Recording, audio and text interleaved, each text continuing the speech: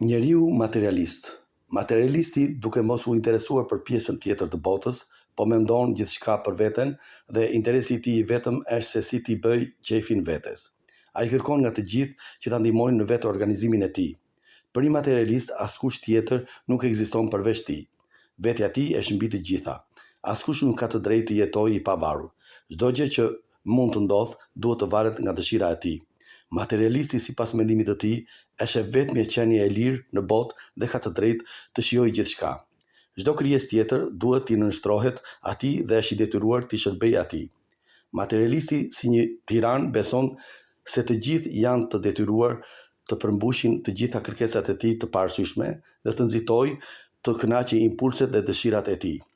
Çdo refuzim për t'u bindur dhe shërbyer konsiderohet krim dhe mëkat vdekjeprurës.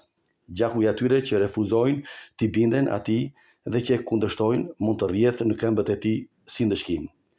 Asgjë nuk e trondit, asgjë nuk e bren ndërgjegjen e tij. Veprat e tij konsiderohen të drejta dhe të kryera në mënyrë perfekte. Ndjenjat fisnike janë zhdukur nga zemra e tij. Ai beson se çdo gjë që bën e bën drejt dhe me arsye. Dashuria dhe miqësia mbeten vetëm si shërbëtor të kënaqësisë.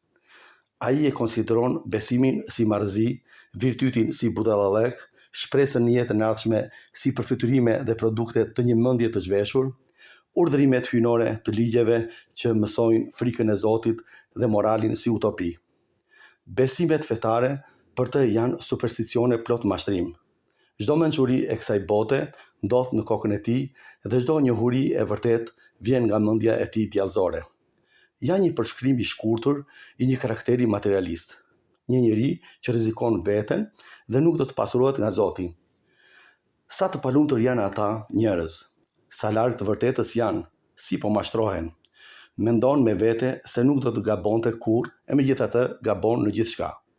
Ai i cili është i mençur sipas mendimit të tij, dënohet nga Zoti si i paarsyeshëm. Ai që kaloi një jetë të paperëndishme dhe tashmë shkoi te Zoti, do të përgjigjet për veprat e tij.